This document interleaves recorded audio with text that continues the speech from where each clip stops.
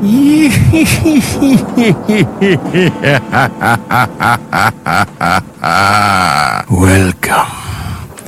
to Biff's Mystery Theater. I have many tales to tell you. Ghost stories, murder stories, and tales that will make your bones chill.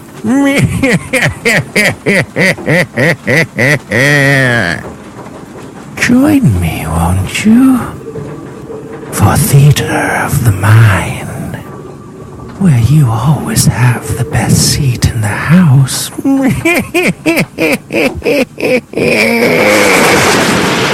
Now close your eyes and turn off the lights.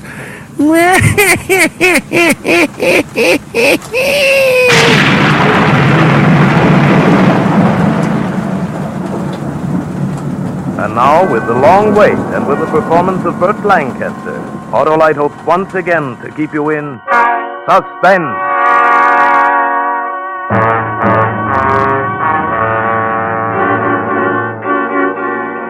When I stepped off the train at Grand Central, I spotted Len Bush waiting for me. All the heat of my body sucked into my head. I knew that feeling. I felt that way every time I wanted to kill a man. He waved to me. I turned my back and I started up the ramp for the upper level in the street. He caught up to me and he kept pace with his long, shuffling lope. Don't get me wrong, Dan. I don't want to hound you. Then why begin, Lieutenant? Something you said to the warden before you left. You want to repeat on it? I told him I'd be back for the limit. In this town, we don't even like guys to steal apples off push carts. So when it comes to murder... You can't touch me. I served my full time. I'm clean.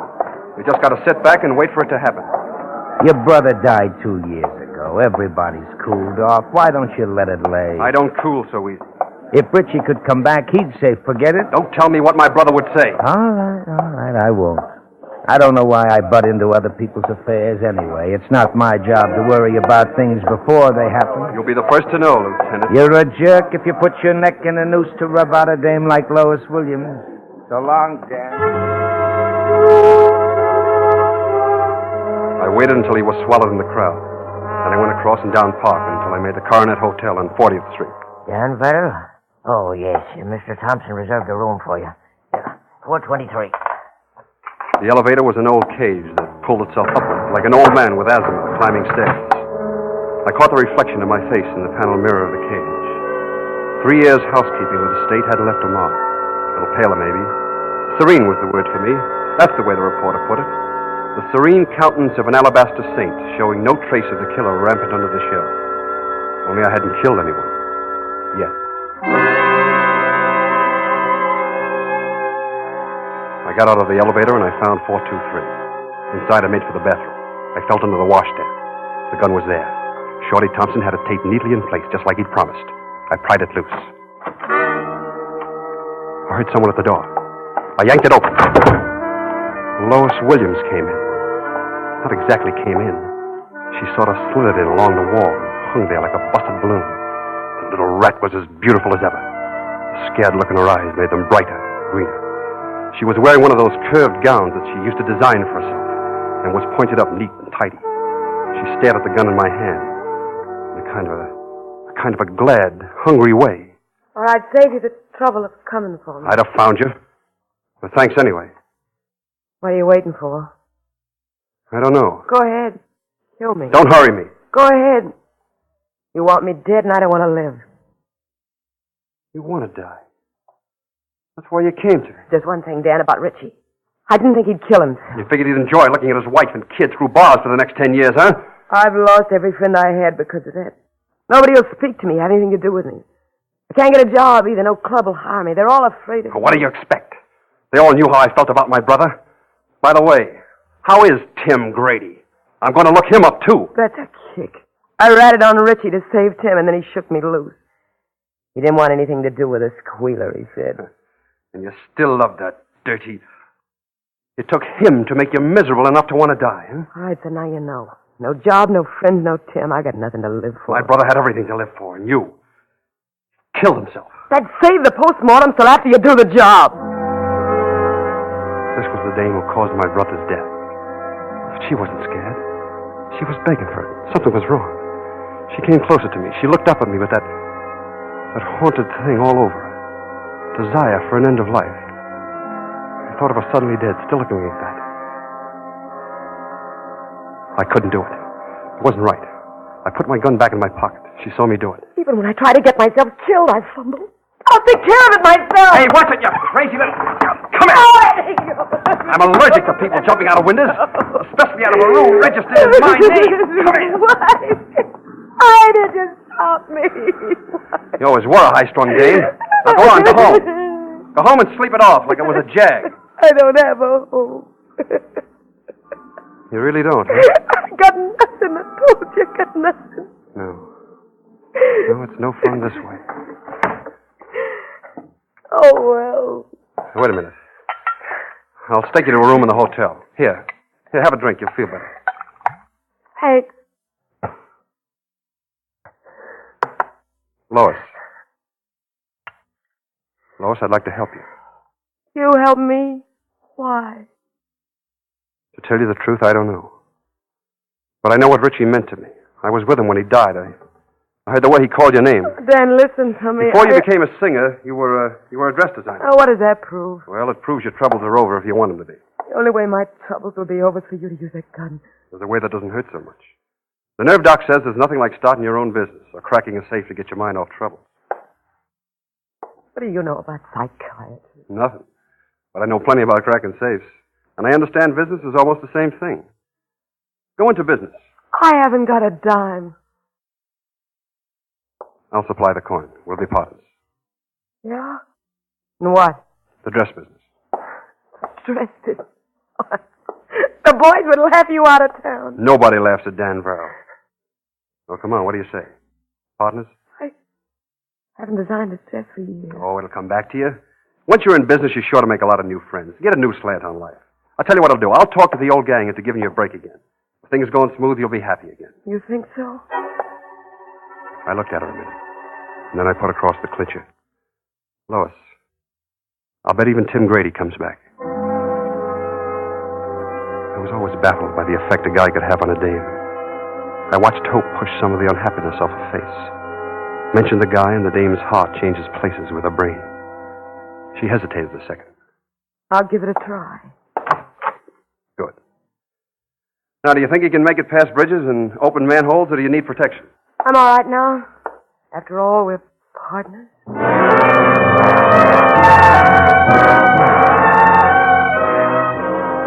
I raised $20,000, and Lois went all out spending it. She threw herself into the job with all she had, and she had plenty. She was going to open on Madison Avenue. I spent a lot of time with Lois, talking dress shop. She took me to spots to check style. The dog show, the art galleries, the opera. She was beginning to show signs of wanting to live again. A month after we became partners, she told me. We can open tomorrow, Dan, except that, Let's have it, Lois. The money's all run out. And, Dan, we have to advertise and get a sales force. What'll it take? 5,000? Oh, 3,000. I'll get it. Oh, Dan. She kissed me. And I fought down the chill that sent along my spine. I said, I want you to be happy, Lois. I went over to the Emerald Club on 60th to raise the money. I'd stayed away from the old spots till now. Lou Henry, who owned the place, glad-handed me when I walked in. Hey, Dan Farrell. Where you been, boy? Oh, around and about. Yeah, you're awful early, Dan. Tables don't open till 10. I need $5,000, Lou. $5,000? Without even a hello to soften me up? I need it, Lou. I figured you'd let me have it. The past favors. Oh, sure, Dan. Don't mean no more to me than my right arm. Thanks. Be seeing you. Say, Dan, a buddy of your brother's is out there at the bar. Shorty Thompson. Oh, thanks again. I'd like to see Shorty.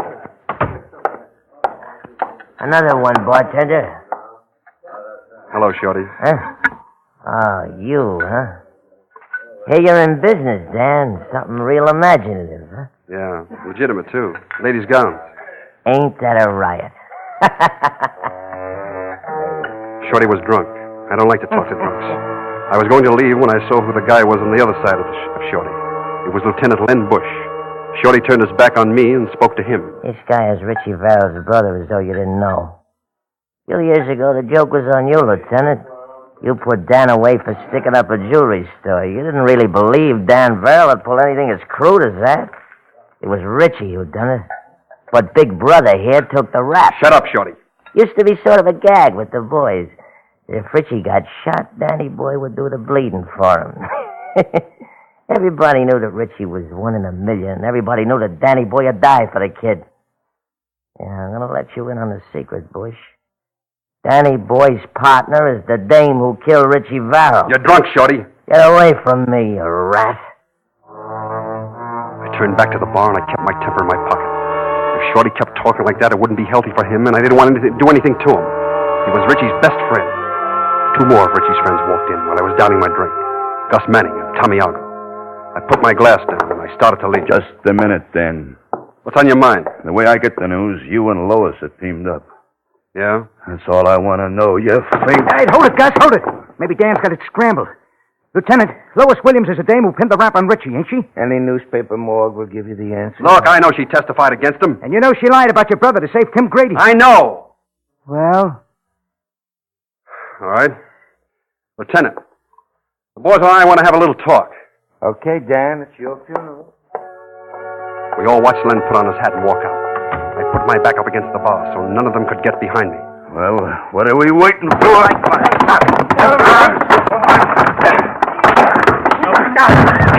cut it out, you guys, cut it out. Dan, you okay? Yeah. What happened? Boys don't like me just now. They want to keep me from making a girl happy. Yeah, the girl responsible for your brother's death. Yeah, that's right.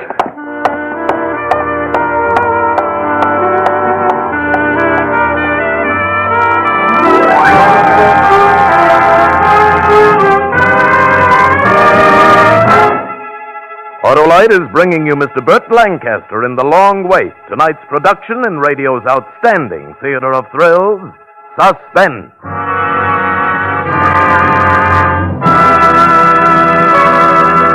And now it's time for my Thanksgiving fairy tale. Last night, my car called me out to the garage. Harlow, I don't feel good. I think you ought to do something about it. Well, open your hood and say ah. Ah. Ooh, your spark plugs need replacing. I'll buy you a new set of Autolite resistor spark plugs with the exclusive Autolite 10,000 ohm built-in resistor. Gosh, Harlow, would you?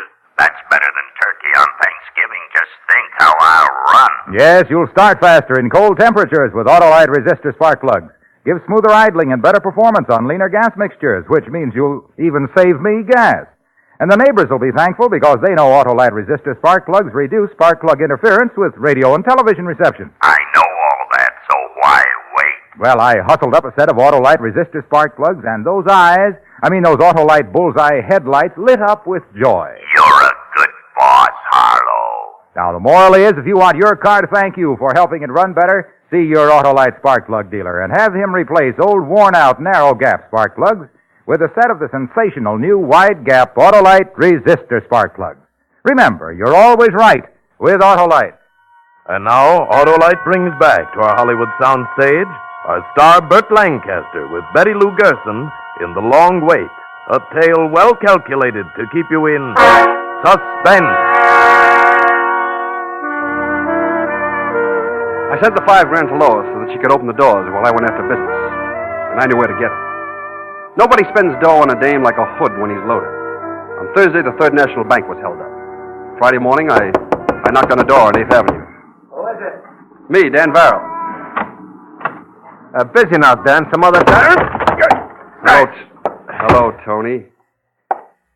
Oh, hello, Glenda. Hello. What do you want, Dan? You knocked over the Third National. What is this, a hijack? No. Your dame looks like she needs a lot of clothes. After last night, I figure on getting plenty of touches. What are you two talking about? I'm in the dress business, Tony. Tell the other boys, too. I want all the dames buying their clothes from Lois Williams. Sure. What do I care where they buy them?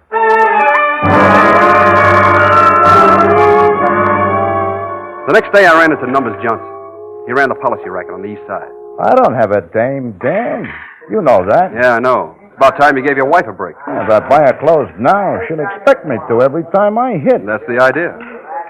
Do you see it my way, or do I... I don't figure it. You, in the dress business. Well, if I keep happy in the dress business, I'll stay out of the numbers business. Which way do you want to play? The doll will get some new duds.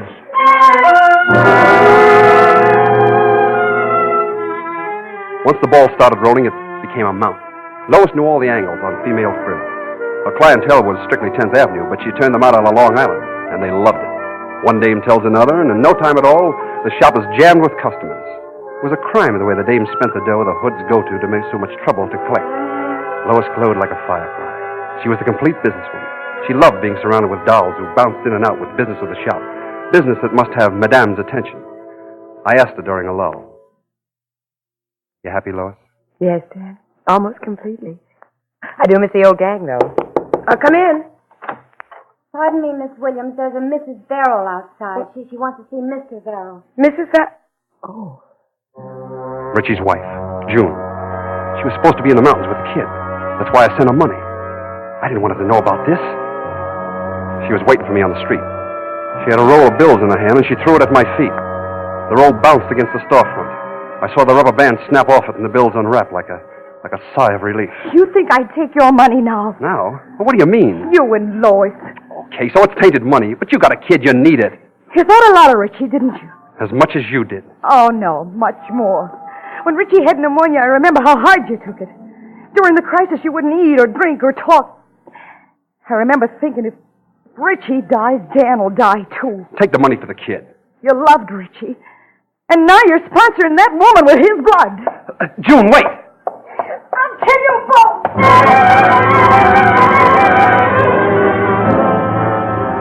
Nobody was going to keep me from doing what I wanted. Not Len Bush following me around, or Shorty Thompson hating my guts, or Richie's wife itching to kill me. I'd given Lois back an urge to live. I swore I was going to make her happy, and I was on first base. She had a going business. Lois's old gang hung out in the village, the bolo room. Richie, Lois, and Tim Grady used to pal around with the musicians who played the spot. They used to wait until closing time, and then huddle with the jive artists until morning. When Lois and Tim double-crossed Richie, the other kids cut Lois out of their hair, and Tim Grady left town. That night I went down to the bolo room to get Lois's friends back for her. I walked in just as the last paying customers left. The kids were getting set for a jam session when they spotted me. The place became full of hush. They glared at me, hating me, but not daring to open their mouths. I picked a menu up off a table and I laid it on the bar. I pulled a pencil out of my pocket. I said, "I'm giving a party for Lois Williams. You're all invited. Saturday night, Gold Room, Coronet Hotel. Whitey Jones?" Yeah? I'm putting you down, plus your dame and 3 guests. Suppose I can't make it. And throw away your piano. You'll never play it with broken hands. Phil Blass? You, your dame, and 3 friends. And your horn. Well? Okay, yeah, sure, Daddy, sure. Jerry Barton? Mel Foley? What? Joe Ward? Les Seltzer. Your dames and 3 friends. Okay. And make sure that Lois knows that you're all tickled to death to see her. I'll be checking you off as you come in. I'll be seeing you Saturday night.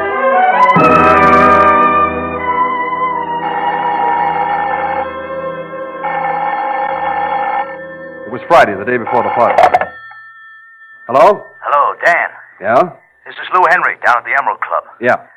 Look, I don't want you to think I'm butting into your affairs, Dan, but, well, knowing how you feel about Lois. Yeah? Well, June, your brother's wife's been down here talking to Shorty Thompson. So what? She talked Shorty into rubbing out Lois. What? He's on his way now. Remember who told you, Dan? I dialed my body caught on fire. If Shorty touched Lois now, being a buddy of Richie's wouldn't help him. The same went for June. Hello? Lois Williams dresses. Give me Miss Williams. I'll connect you with her office. Come on, snap it up, snap it up. I'm ringing, sir. Come on, Lois, answer, come on. Miss Williams' office. Put Lois on. She's not in. Who's calling? It's me, Dan Varrell. Where'd she go? Mr. Varrell? You just called, Mr. Varrell. What do you mean I just called? Well, someone called, said it was you, and spoke to Miss Williams. I wonder why they do that. Well, never mind that. What did he say? Miss Williams always goes to the Museum of Art at this time of day to copy designs. She made an appointment to meet you. I mean the man who called at the museum. She just left. I didn't wait for the elevator. I took the stairs 3 at a time going down. I came out on the street. A cab was idling on the other side of the avenue. I cut through the traffic to get to it. I hopped into the cab, and for $5, the hacky crashed lights all the way. I was at the museum and nothing flat. When I entered the building, it was quiet as a mall. I cursed myself for not asking what room Lois would be in. Here, you can't run here. Did you see a girl with drawing papers and crayons? Tall, beautiful, well-stacked? I see hundreds of them. Well, where would she go to draw design? Well, the armor room, maybe. The Egyptian room, or the famous paintings. Second floor. I had visions of her dead in some corner. I thought of her all twisted in the heap. I hit the Egyptian room on a run, and I stopped short. Lois was standing at the other end. She was behind a mummy case. And on the other side of it was Shorty. He had a knife in his hand. They didn't see me. I sneaked up on them, and I watched Lois fighting to move her lips. You ain't fit to live. Please, Shorty. Lois, run! Run to me! Here it is. I hate to do this, Shorty! Came this way, Lieutenant. Daddy tried to kill me. Tough to keep up with you, Dan. Still with me, eh, Lieutenant? I always keep an eye on my friends. Who's this laying here? Oh, Shorty Thompson. You better take him in. He tried to kill Miss Williams. Yeah, guess I'd better. Come on, Lois. Oh, by the way, Bush, Huh? you better pick up June Verrill, too. She was in on it.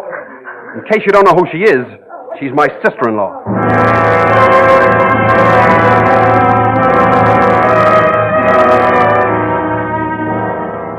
With June and Shorty out of the way for a while, nothing was going to upset things now. The party Saturday night in the Gold Room was a big success. Every time somebody tried to make a break for home, I beat them to the exit and insisted they stay. The place was full of smiles and how-to-dos, and only Lois didn't know they were phony. She was a dream in a green, backless evening gown, held up by a deep breath and an anxious look. She bubbled around, greeting people. Thank you. I enjoyed it. Lois! Dan, where have you been hiding? No place. Tell me, Lois, you happy? Dan, Just be happy. That's all I ask. Just be happy. I'm doing my best, Dan. Is there any guy here you like? Anybody? There's just one guy for me, Dan. He's not here. But he is. He's back in town. He's at the Sphinx Hotel. Tim, Yeah.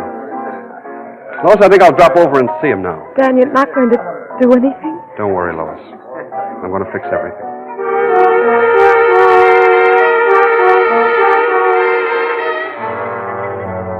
She had her job, her friends. Just one thing more.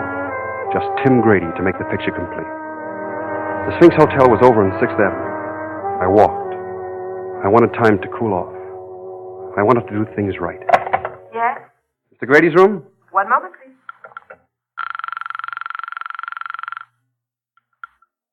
Yeah? This is Dan Verrill. Dan, Yeah, remember? that's 3 a.m., Dan. I won't take much of your time. Won't tomorrow do? I'm coming up now. Come in. Pushed open the door and I went in. He was standing by the bed.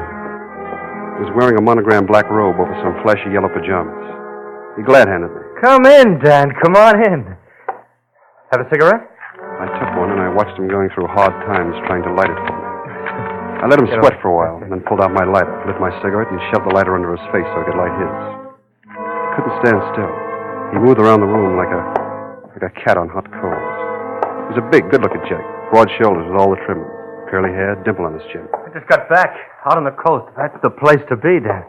You never saw anything like it. Boy, the things that go on in L.A. Someday... Light someplace. Anything you say, Dan. Lois is a great dame. She sure is, Dan. She sure is. Anybody says different should get slugged. Yeah. Listen, Dan, there never was anything between me and Lois. Anybody says different's a no good liar. We were just good friends. We hardly ever even went out. Relax. Here, you and Lois are partners. Yeah. She must be pretty near the happiest girl in town. Pretty near. You know, when I first saw Lois a few months ago, she was all set to kill us. Oh, wait a minute, Dan. I tell you, Sit down, Tim. You make me nervous. Nobody's blaming you for the way she felt. Now, tomorrow I pull out of the partnership, and Lois will be alone again. I don't want her to be alone. It's not good for her. Anything I can do, you know. She's in love with you. I'd like to see her get married. A woman with $75,000 business, well, she needs someone to look after her interests. The mention of the 75 grand, his eyes lit up like Broadway after dark. Reading his mind was like looking through a dirty window into a filthy room. It hurt to think a foul ball like Tim Grady could make a girl do anything for him. Well, Dan... It's about time she got a proposal for marriage. Yeah. Why don't you call her up, Tim? Yeah. A good idea, Dan. I mean right now. Stuyvesant 1541. Now? Well, sure. If you think... I won't know what to say. It's been so long. Say you want to marry her. Yeah, sure. Lois? Hello, baby. Well, Oh, so you knew the old voice. I closed the door. I didn't know if I'd be able to control myself, if I'd listen to anymore. I got to the dress shop at 10 o'clock the next morning. Lois was floating around like a waft of loveliness. She touched the inkstand on her desk, moved a chair, straightened a picture, wasn't conscious of what she was doing. She talked fast and happy about things that didn't mean a thing. She flung open a window and hugged the inrush of air. She spoke with her back to me. Oh, Dan, it's wonderful, isn't life beautiful? You're happy, huh, Lois? Tim was waiting when I got here this morning. He proposed. He said you wanted it that way, too. I guess I'm the happiest woman in the world, Dan. Can I use your phone? Sure. Call Paris, Bombay, Shanghai. Imagine it's Tim. Homicide, Lieutenant Bush. Dan Varrell talking. I'm at Lois' shop. He said we'd be married. If you get here in 5 minutes, it'll be about right. Yes, Dan, I'm the happiest woman in the world, and I owe it all to you. She turned from the window and saw the gun in my hand. Now you're worth killing.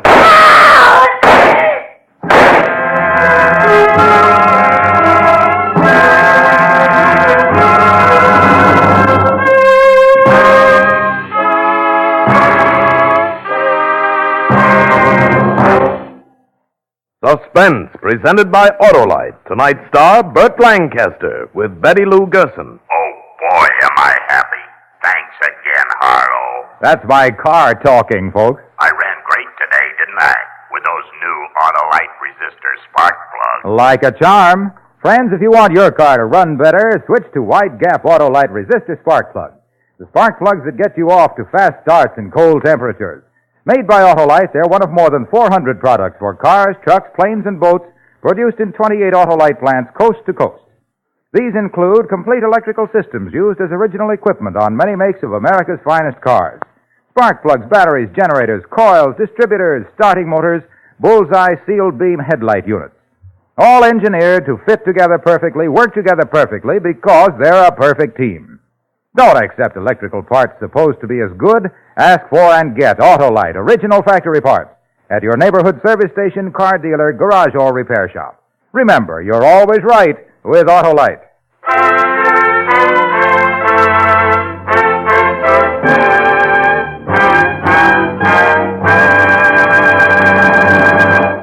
Next Thursday for Suspense, James Stewart will be our star. The play is called Mission Completed.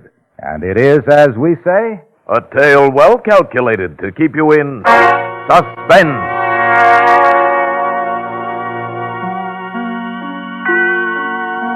Tonight's suspense play was produced and edited by William Spear and directed by Norman MacDonald.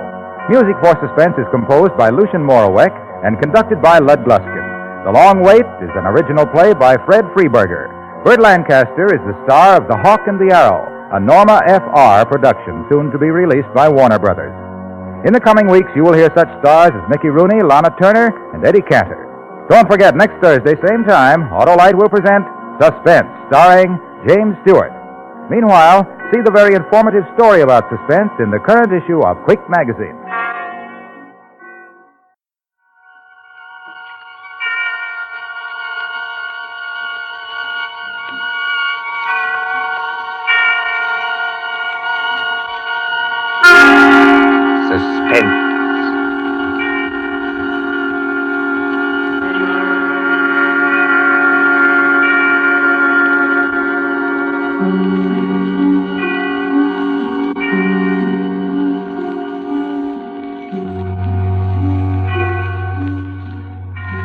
This is your narrator, the Man in Black, again about to introduce tonight's Columbia program, Suspense.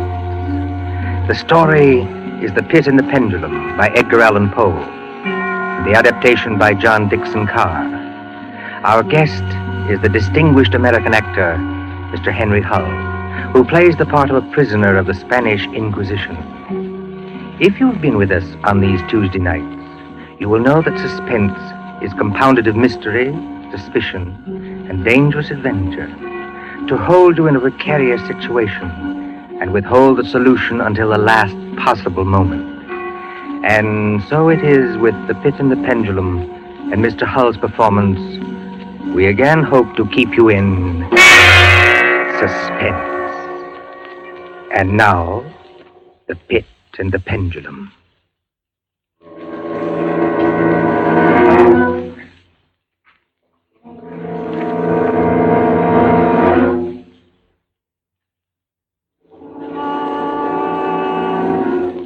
I was sick unto death with that long agony. And when at length they unbound me and I was permitted to sit, I felt that my senses were leaving me. The sound of the inquisitorial voices seemed merged in one dreamy, indeterminate hum. Yet, for a while, I saw, but without terrible an exaggeration, I saw the soft and nearly imperceptible waving of the sable draperies on the walls of the room. I saw the flames of the 7 tall candles which burned on the table. I saw the lips of the black hooded judges, and these lips appeared to me white as paper, white as horror. I saw them writhe with a deadly locution. I saw them fashion the syllables of my name. Jean d'Albret, Captain Jean d'Albret. Good fathers, gentlemen. We hear you, my son. I am very weak and infirm. I've been confined for many months in a dungeon. I've been tormented by nightmares. Conscience, one trusts. Pray silence, Fra Antonio. Even now, I have no knowledge of where I am or to whom I may be speaking. You are speaking to me, my son. I am Fra Pedro de Espela, Prior of the Dominicans of Segovia and Grand Inquisitor of all Spain. Is this the court of the Inquisition? It is. Oh, then God help me. He will help you, my son, if you trust him. But I am a French officer. That is true. A soldier and creature of the arch-fiend Napoleon Bonaparte. But a French officer nonetheless. A prisoner of war. By what right do you try me in this court? Let the clerk read the charges against this prisoner. Pray silence while the clerk reads the charges. The charges against the prisoner are as follows. Imprimis, that he is one Jean d'Albret, a captain of artillery in the army of Bonaparte, so-called Emperor of the French. This means nothing, as the prisoner says. It is no crime. Proceed. Item, that on the 4th day of September in the year of our Lord 1808, the said Jean d'Albret did wed, espouse, and marry the most noble lady, the Doña Beatriz Valdez, niece of and ward of the illustrious... One moment. Your Excellency spoke. Antonio, was any cheat employed to trap this girl into marriage against her will? No, we have no actual evidence of any cheat. Was the girl of age? I believe so. Then wherefore is the prisoner here? This marriage was a deplorable thing, if you like. Bonaparte himself is almost at the gates of Madrid. His general, the Tsar, menaces our city of Toledo itself. But lawful marriage, however regrettable, is no sin or crime. There are other matters in the indictment, I think. Then continue, but give us nothing that is not material. Item, that on the 12th of October 1808, the said Jean d'Albret, being in command of a 5-gun battery of light artillery, did direct the fire of his guns against the holy church of St. Martha the Innocent. What? And thereby of his wicked malice destroyed that church utterly. Captain d'Albret, is this charge true? It is, yes. You admit it? Good father, hear what I have to say. The church blew up, I think. Would you boast of your sin, young man? It blew up because it was stored with kegs of gunpowder for your army. I had every right to fire on it. And that is all the defense you have to make? I tell you, I had every right to fire on it by military law. Is military law above God's law? I don't know. I did my duty, that's all. Long live the Emperor! Captain d'Albret, mark what I say. No man, however great his heresy, is ever condemned to be burnt in the fire. Fire! The fire. If he first recant and acknowledge the error of his ways. But for you, Jean d'Albret, there can be no mercy, no pity, no atonement. The only sentence of this court can be death. Death? Yes. The secular or government arm to which we must release you has devised 2 ways of punishment in cases such as yours. You hear the tolling of the bell? I hear them. It is the procession of the condemned, going to the auto da fe. Soon the yellow light of the flames will stream through the windows and flicker on floor and ceiling. Nunc et in hora mortis intuit manibus Domine. Most of those condemned out of mercy will be strangled before they are burned. It cannot be so with you, Jean d'Albret. You must die in one of two ways. Either with the direst of physical agony. A slow fire of green wood. Iced bandages about the head and the heart, so that the fire does not approach too quickly. Or else, Jean d'Albret, you must die in a certain other way. Have done with this!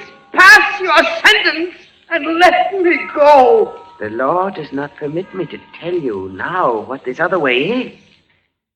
The sentence of this court, therefore. I had swooned. Yet still I would not say that all of consciousness was lost. In the deepest slumber, no. In delirium, no. In a swoon, no. In death, no. Even in the grave, all is not lost. There are shadows of memory which tell us indistinctly of tall figures that lifted me and bore me in silence down, down, still down, until a hideous dizziness oppressed me at that descent into the earth. Then, as consciousness swam back to my wits, darkness, stone floor, and darkness. Oh, Beatrice. Beatrice, my wife, Beatrice! Did you call me, Jean? Beatrice, was that you who spoke? Yes, Jean. You were here in the dungeons of the Inquisition. I am not really speaking to you, my poor Jean. I am only in your imagination. Am I mad, then? No. But your brain is fevered. You only think you hear me. No, I do. I hear you clearly. As clearly as I once heard In you. the little church near the Ebro where we were married. Yes. I destroyed that church, Beatrice. I had to. It was my commanding officer's order. I know, Jean. Be comforted. There are those who care. You won't leave me. As long as I am in your heart, I shall be here. I was strong once. Now I am weak. Once I was reckless. Now I'm afraid. What am I, Beatrice? What are they going to do to me? I cannot tell. Remember, my voice comes only from your own brain. Are you fettered? Fettered? No. They've not chained you to the wall. No. They've taken away my uniform. They've given me sandals and a robe of what feels like coarse serge, but I'm still free. Free. Take courage, Jean. Free. And in the grasp of the Inquisition. Beatrice. Yes, Jean. It's completely dark. There's hardly any air. I dread to get up. I dread to stretch out my hand. Suppose they've buried me alive. Courage. Can you stand up? I think so, yes. Then walk. Walk as far as you can. Measure the limit of the cell. If this is not a tomb... You're right, Beatrice, as always. I'll try. Are you on your feet? Yes, now pray. Pray for a poor devil who always meant well. 1 pace, 2 paces, 3, 4. You are very weak, Jean. Rest a moment. Where are you now, Beatrice? In the flesh, I mean. You know that, Jean. In the old house by the olive grove. Scorned of my people. Yes, I know it. Each morning I climb to the hilltop and watch. Go on. Sometimes I think I hear gun wheels Yes. rumble in the hills. Yes. And long moving columns Yes. with the red dust rising about Go them. on! First come the heavy cavalry in plume-crested helmets. Yes. On their flanks wheeling like hawks, light hussars in blue and scarlet. And behind them, in a glitter of bayonets as vast as light points on the sea, rank upon rank, the long gray coats and the tall bearskin caps. The old guard and the grand army! It is only a vision, my dear one. They do not come. Will they? Will they ever come, Beatrice? I cannot tell. Then I must face what has been prepared for me. Walk again, Jean. Try. Keep your hand in front of you. This rope, it impedes me, and the floor is treacherous with slime. But I'll try. 4 paces. 5, 6, 7. It can't be a tomb. 8, 9. Look out! I'm all right. I fell to my knees. The rope tripped me. My hand is in front of me.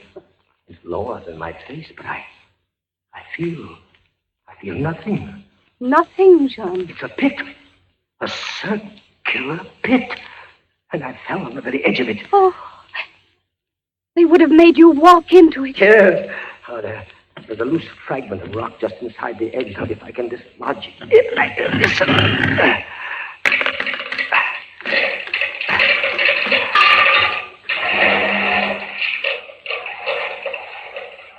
Water.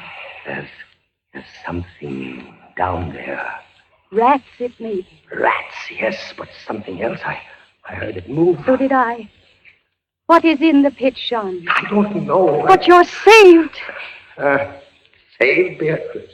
Saved from the Inquisition. My torture has been merely postponed.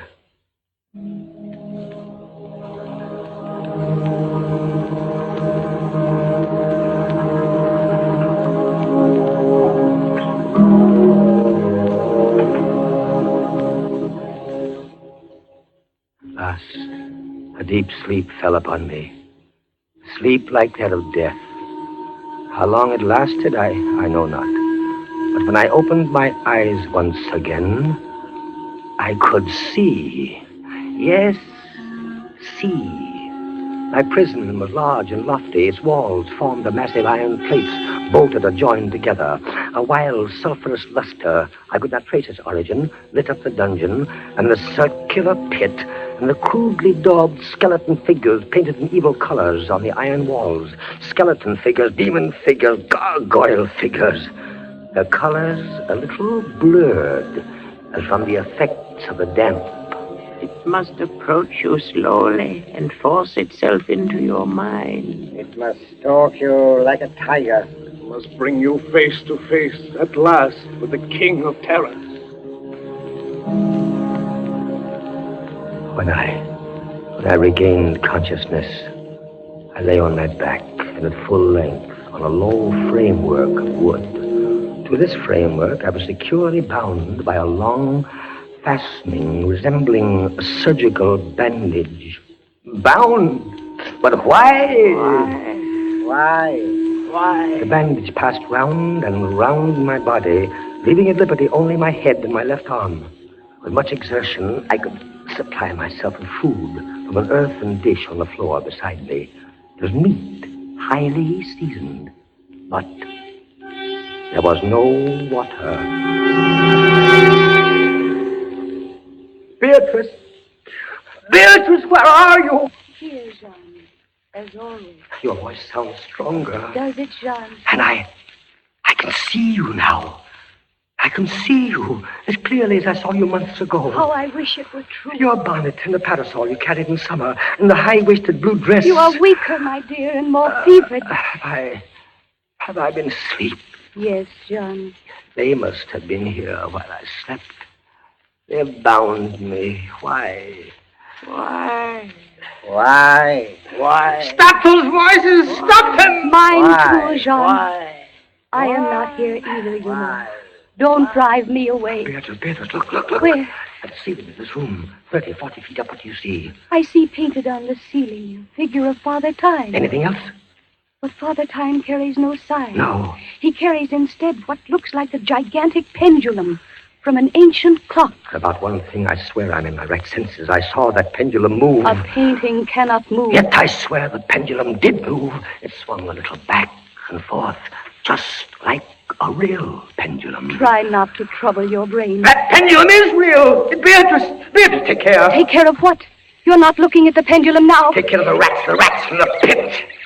I see them. They're swarming out in dozens. You can see their eyes glitter. One of them ran across the hem of your dress. Did it, Jean? What did they want? They caught the scent of the meat in the dish beside But you. they'll not get it. Go away, you vermin! Move your hand above the plate, Jean. Move. Beatrice, where are you going? I can hardly hear you. You are sending me away, Jean. I sending you away? My poor loved one. You can't bear to see the rats running about my feet. Beatrice! Beatrice! Beatrice! Yes, it's true. In a cell swarming with vermin. There are others I had rather see here. I'd rather see... Did you call me Captain Dalbray? Then in spirit, I am here. Who are you? Don't you recognize me? No, I do not. I am that second Inquisitor, Fra Antonio, whom you thought unfair at your trial. But we were not unfair. We administer the law, that is all. Go. I command you, go. Not until I have first told you what you already guess. Which is? There are two forms of death for such as you. One, death with its direst physical torture. The other, death with its direst mental torture. And I have been condemned to the second? Your guess is good. Listen. Do you hear anything? Yes, I do. I hear something. Turn your eyes upwards. Look at the ceiling. Pendulum. Aye, the pendulum. It's descended. Only a foot or so, as yet. As you notice, it is not really a pendulum. Its underside is a crescent, formed of razor-sharp steel. You mean? A ponderous weight, Captain Dalbray. Its movement is slow now, but soon it will take on momentum. It will swing wider and wider, 30 feet perhaps. Presently, as it swings, you will hear it hiss. And with each broad movement, it will creep a trifle lower. The steel is directly above me. Yes, above the region of your heart. Lie still and look up at it. How long before? You need have no immediate fear. It will not be too soon. But how soon? Who can tell? In the name of pity, give me some answer. Hours, perhaps days. It's beginning to swing wider. I can't take my eyes from it. Its glitter fascinates you, eh? See how it shines in that wild light. And this is your utmost refinement in cruelty. The law, Captain Dalbray, is never cruel. And now, still in spirit, I leave you to your meditations. It will not be too soon. Minutes, hours, days.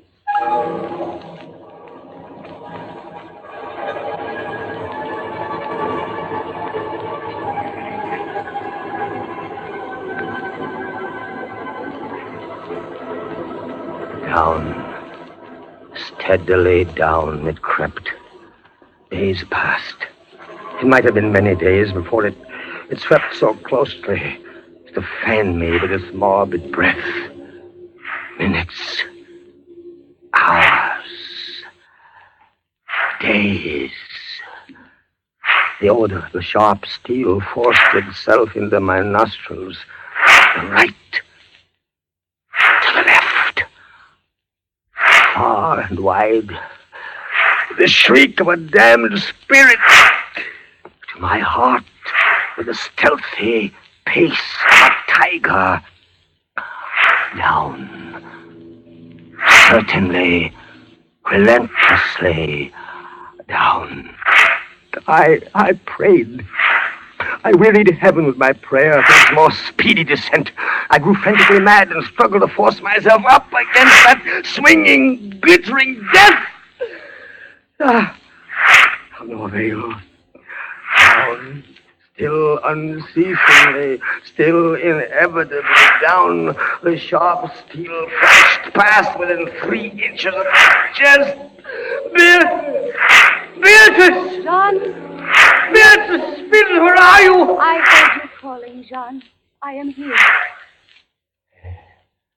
It is a strange thing, Beatrice. I'm quite calm. You are resigned, then? No, that is the strange thing. Even now, I am not resigned. Is there a way out? How can there be? 10, 12 more vibrations, and will fray the serge of my robe. Only lightly as a razor in a delicate hand. There will be many sweeps before it bites deep. No, I can't escape it. You kept me away from you, John. You locked me out of your thoughts. If I am here only in your thoughts, why should I fear the rats? The rats! You open your eyes and your eyes blaze. What is it? Rats! Do they still swarm here? Across the floor and over the meat closet. They have taken nearly all your food. Yes, of course, they're ravenous, and they have sharp teeth. Well... The meat is oily and spiced. If I take what remains of it, scatter, you vermin!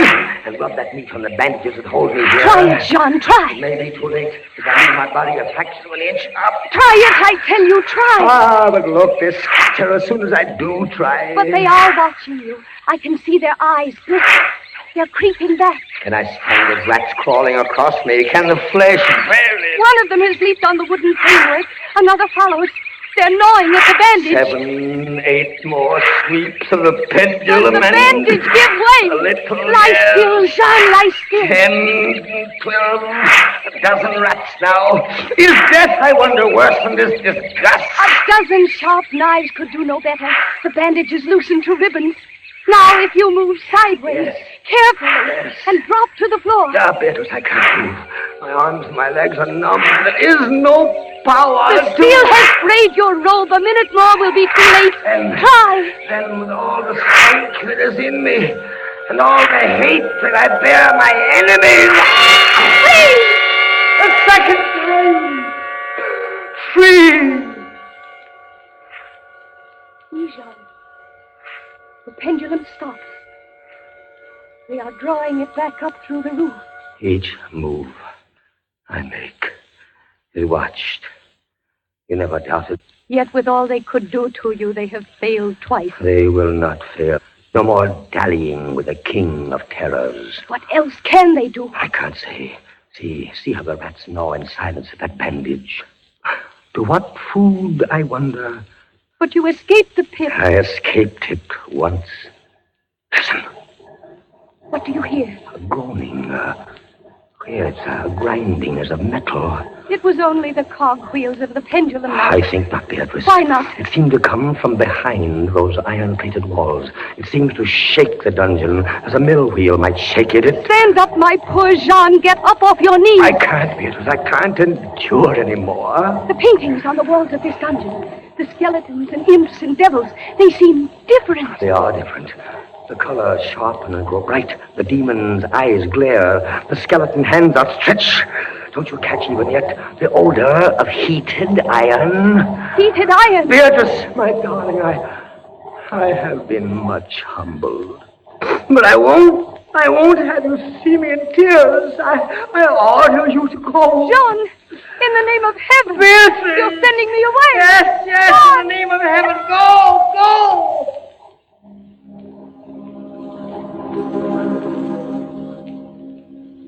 A suffocating heat pervaded the prison.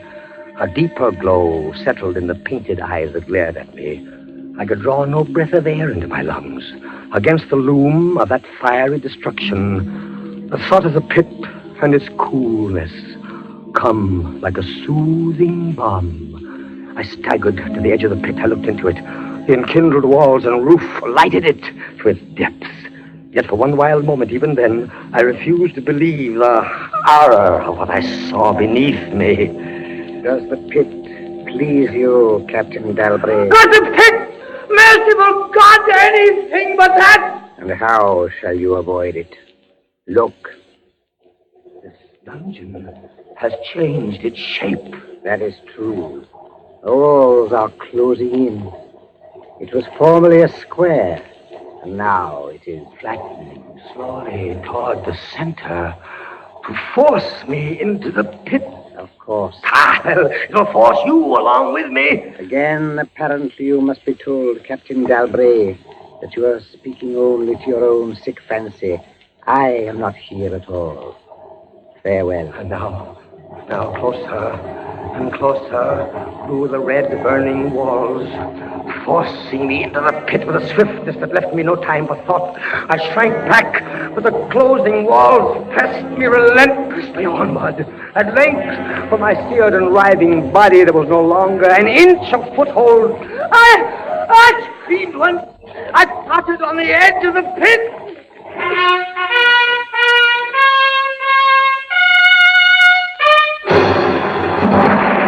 Fiery walls rushed back. An outstretched arm caught my own as I was about to fall fainting into the abyss. It was that of General LaSalle. The French army had entered Toledo. The Inquisition was in the hands of its enemies. Vive LaSalle!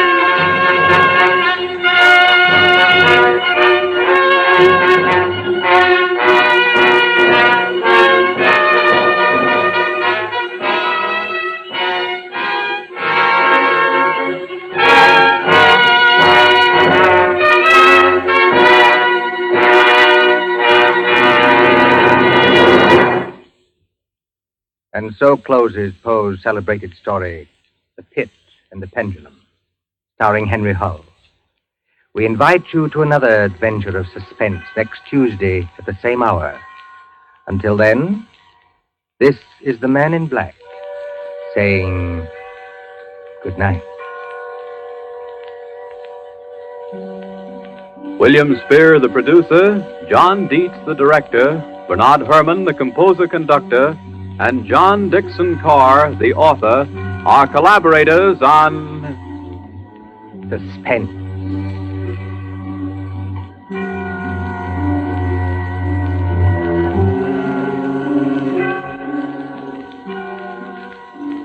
This is the Columbia Broadcasting System.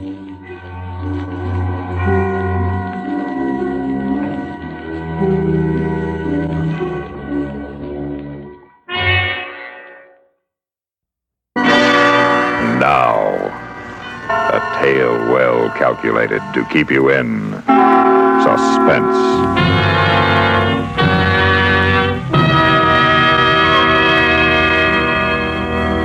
I was infuriated to think I had been trapped.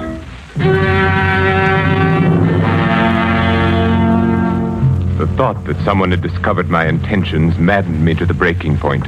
Nothing had slipped. Everything had run smoothly as I had planned. No evidence, not the slightest trace, nothing. And yet, I was trapped. Trapped? But why? How? Let me see. Papers in my briefcase, train ticket, information forwarded safely to my office. And he knew. How? But he did know. I stood quietly in my room, watching him, watching me, waiting for me, standing by the lamppost beneath my window, knowing he had trapped me, waiting for me.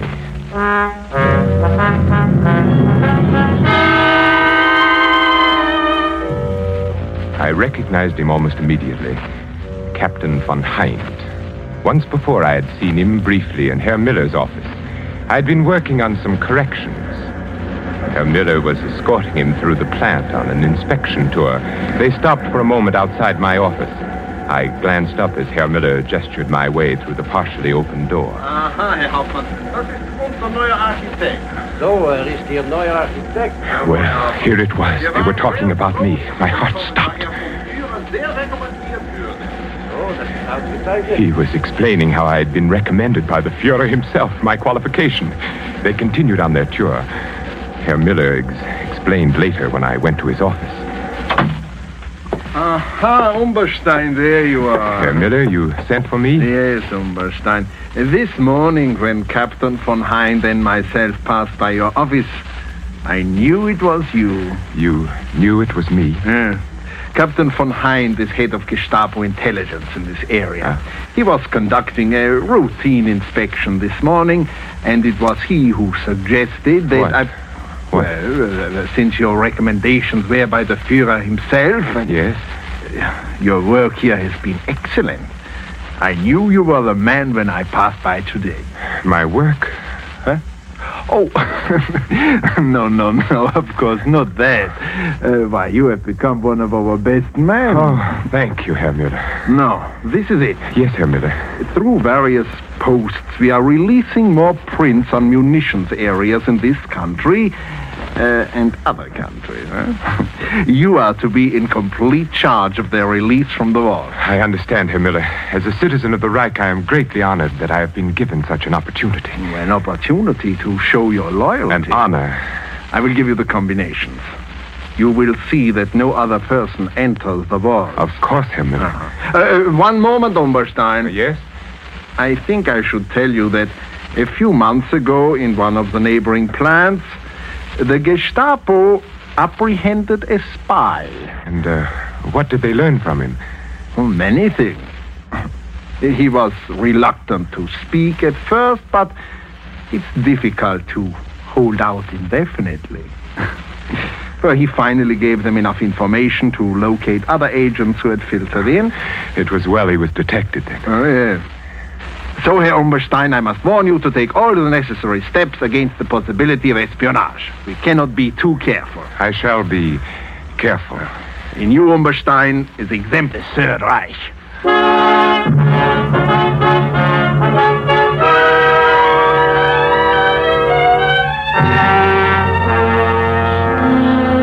I closed my suitcase and looked down on the street. I watched him standing there. I kept asking myself, how could he know? This Captain von Hind, how could he know? The plan was perfect, the best yet, and yet I was discovered, trapped. It was a late Saturday afternoon, and the silence of the day hung heavy in the room. Outside it was cold, very cold, but in my room it was warm, stuffy. The radiator hissed and spewed as though it were the judge of the events to come. I was almost angry at it. A radiator. It was still light enough that he might see me if I crossed to raise the window. He wasn't aware that I was in the room. I hadn't turned on the lights. Now he stood there, waiting for me to return. I lay down on the bed, smoking, my thoughts troubled by the one question, how? How had he discovered me? Safely, I had avoided all connections with anyone who might have a chance to spy on my work. There was not the least cause for suspicion. An established citizen of the Reich, well-recommended, pure Aryan, employed as an architect in one of the country's largest munitions plants. Certainly there was no reason for him to suspect me.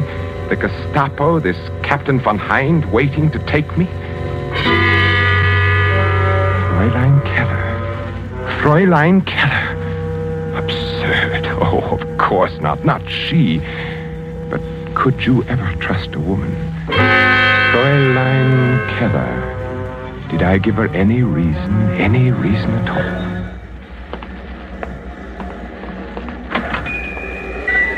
Good morning, Fräulein. Oh, good morning. My name is Charles Umberstein, and I am to be at the munitions factory near here. I wish to take a room. Oh?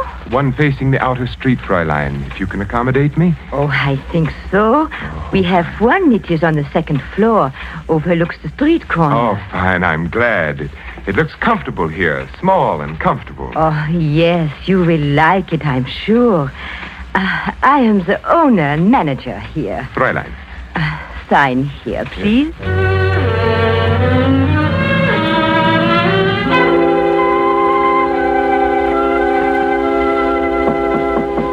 Yes? Yes, who is it? It's I, Fräulein Keller. Oh, just a moment. Yes, Fräulein? I have brought you some extra blankets. Oh. You may be cold. Oh, that's very thoughtful of you, Fräulein. And Herr Umberstein, down the street, a little cafe. You may find nice meals and a little music, too. Oh, wonderful. I am indebted to you, Fräulein. Oh, but you are my charge. I look after my guests. It is my job. Oh, that is most kind, Fräulein. Herr Umberstein, yes. I also dine at a little cafe often. Oh. Here's to you, Fräulein, for your wonderful hospitality. Oh, to you, Herr Umberstein. Fräulein, it's growing late. I must be off. I have a great many things to do tomorrow. Oh, and so do I. Oh, it has been a wonderful evening. Wonderful. Yes, wonderful. Here's your coat.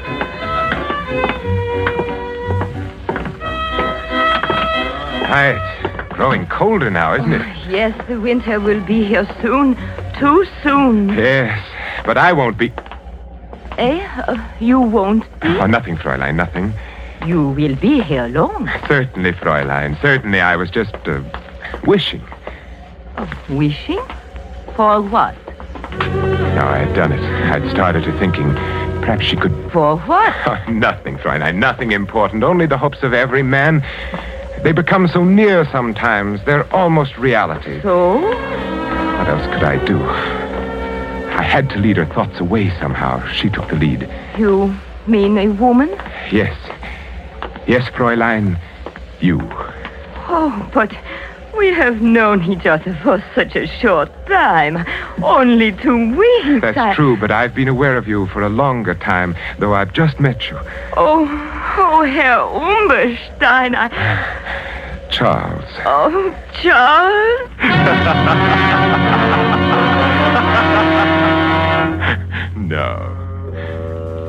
No, it couldn't have been Fräulein Keller. Who then could it have been? I walked over to the window and looked down at the figure who so patiently kept his vigil there. Captain von Heinz, waiting. Why? There had been something wrong with the passport, but no, that was perfect, not the passport. All passengers will report to the train master for passport examination. Yeah, all in order. You can take your luggage to Berlin. Yeah, this way. Next. Next. Here you are. Name? Charles Umberstein. Residence? Berlin. Nationality? German. All in order. Picture, luggage, all in order. Thank you, trainmeister. You must be careful, you know. When may I catch my train for Berlin? It should be by any moment. Next.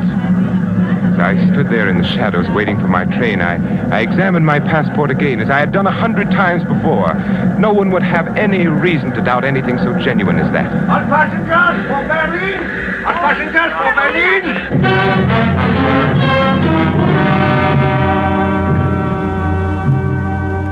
If the passport had been suspected or investigated, it would only prove that I was Charles Umberstein. I had come by the passport through Hans. At the time, Hans was employed as an Austrian customs inspector. This gave him access to many such passports. According to Hans, there had been a person named Charles Umberstein who had suddenly disappeared in 1936. Since there had been no friends or relatives to make an inquest, well, you can see. No, I was Charles Umberstein. Why, I even resembled the badly scarred photograph on the identification card. From the front view, he was evidently a large man, big shoulders, large head, wore a short Prussian haircut. Yes, I certainly looked enough like the photograph. Passport was flawless. He couldn't have discovered me through that, this von Heinz. Something else. What else? The plans? No, of course not. They couldn't have discovered that. I merely made copies and left the originals. No, not the plans. Why, Hans and I...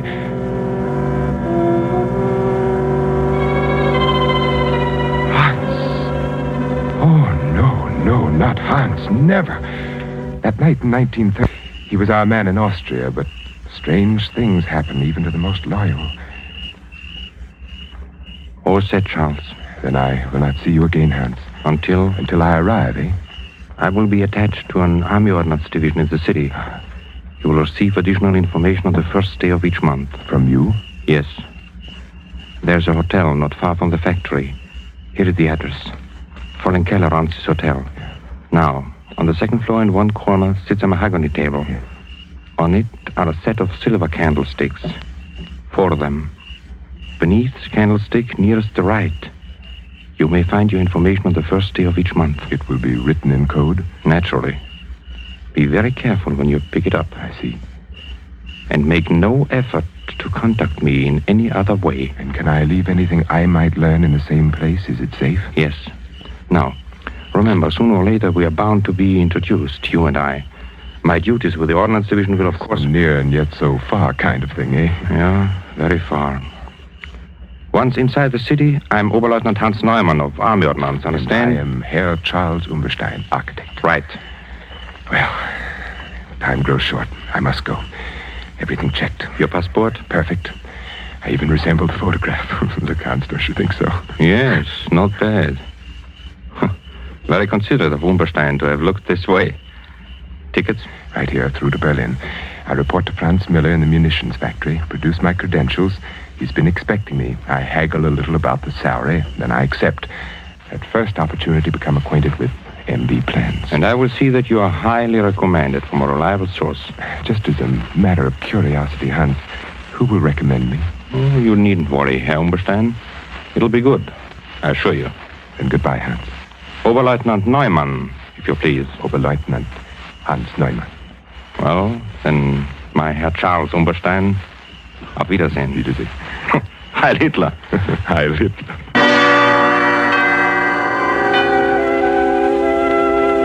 Yes, everything Hans had said came about. I picked up my information each month at the little hotel. I left an occasional report for Hans. It was the only way we ever communicated. And then Oberleutnant Hans Neumann began to appear in Franz Müller's office. And eventually Müller introduced us. In fact, Hans was with Müller quite frequently, and they dined together regularly. Hans played his part well. But one day, something was worrying him. I will wait here for you, Miller. I'll be with you in a moment. Ah, Herr Umberstein. It's good to see you again. Lieutenant Neumann. Herr Miller speaks very highly of your work here. Thank you. Be very careful of this Captain Von Hind. There's something wrong. I don't know what it is. He looks at me very strangely.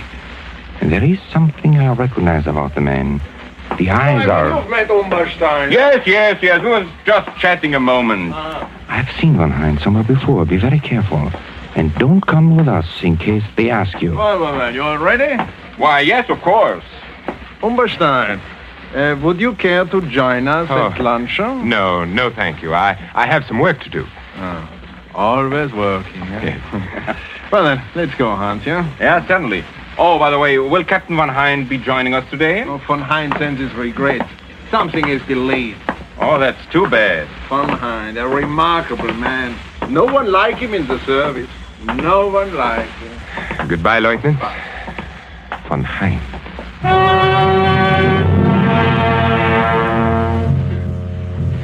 Such a brief warning. Curt and sinister. Hans was frightened. He would never have taken the chance to speak to me if he had not been frightened. Something that he recognized about Von Hind. Saturday was the first of the month, and there was no information at the hotel. Hans didn't appear again to lunch with Herr Müller. Something was wrong. Something had happened to Hans. Today I found out. We will enjoy ourselves today, eh, Umberstein? Yes. We should lunch together more often, you and I. I like good company when I eat. Good food, good company, good digestion, Herr Müller. And this is a wonderful restaurant that we are going to. You know, they serve Norwegian smoked salmon that is exquisite. And cheap, too. Nothing like these new foods we are getting from Norway. I've heard of Norwegian salmon. And this is the best. You and Oberleutnant Neumann dine here often, don't you? Hans Neumann, yeah. We came here often, yeah. Hans Neumann will not come here for a long, long time again, I'm afraid. I don't understand. Yeah, you don't. You remember Captain Von Hind? Oh, yes, the Gestapo man who was inspecting our factory a few weeks ago. Yeah, a most efficient man. He has apparently been observing Hans Neumann for some time. Oh? Oberleutnant Neumann is being detained by Captain Von Hind, no? Was he... He was a spy. Spy? How do you know? Von Hind arrests only spies. And Von Hind never makes a mistake. Don't you admire such efficiency, Umberstein? Well, of course. Yeah, well, the captain did indicate that there were others to be rounded up, too. Well, here we are.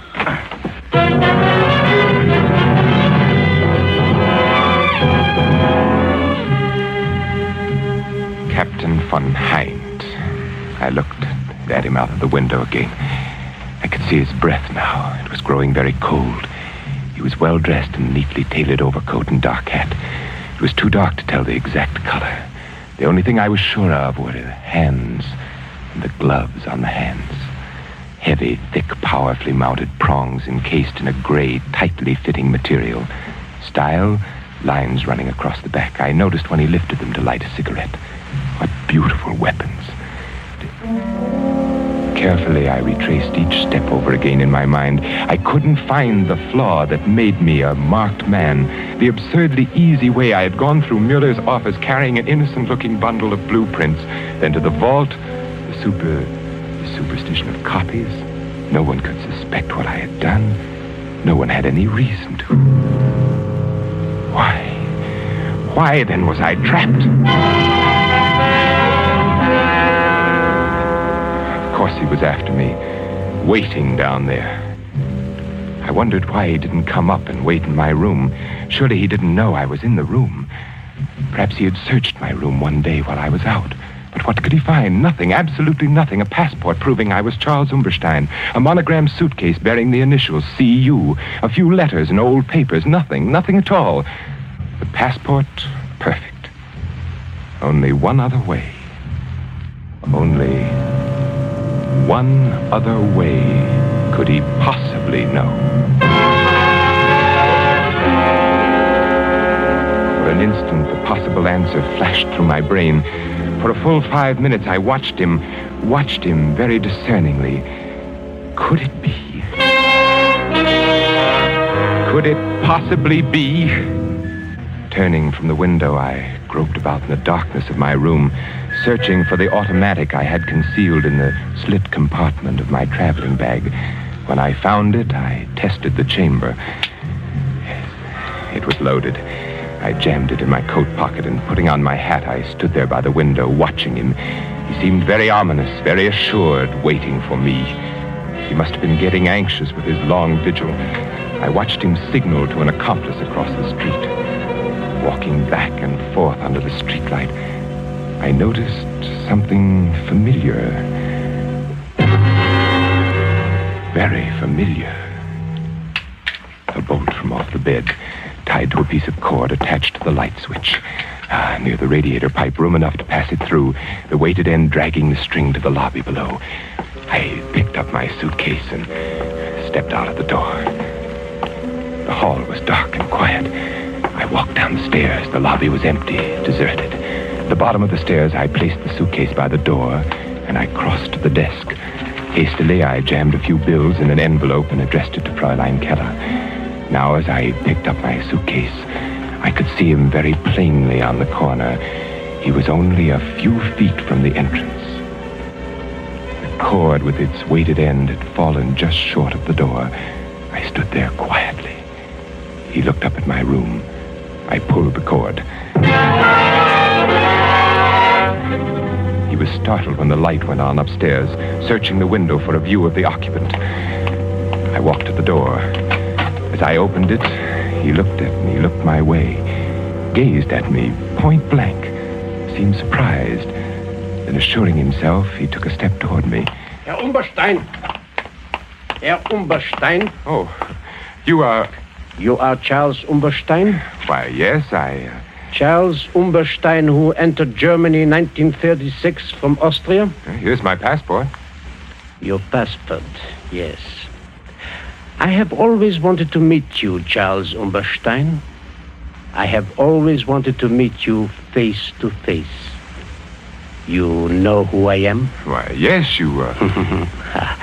I wonder. You know, the others I have had my men pick up. But you, I wanted to attend to personally. It's because you are Charles Umberstein. Now we will just... I'm sorry, my friend. He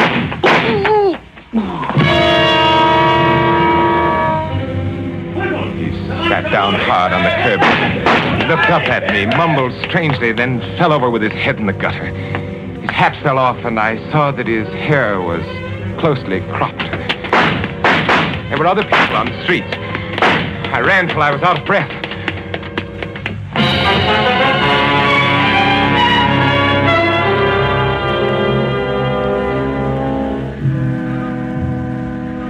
day, I picked up a Berlin paper on the railroad station. On the second page, I read the headline, Gestapo official murdered. Saturday, January 25th, Captain Charles von Hind, high-ranking official of the Gestapo intelligence service, was instantly killed last night by the bullets of an unknown assailant whom he was attempting to arrest on charges of espionage. Captain von Hind had been connected with the Gestapo since 1936. Prior to his affiliation with the Gestapo intelligence, he had been known by his real name, Charles Umberstein. His entry into such dangerous work made necessary a complete retirement from all public life. The Reich will long honor the memory of Charles Umberstein. I wired flowers from Geneva with a card marked Sympathy, signed C.U.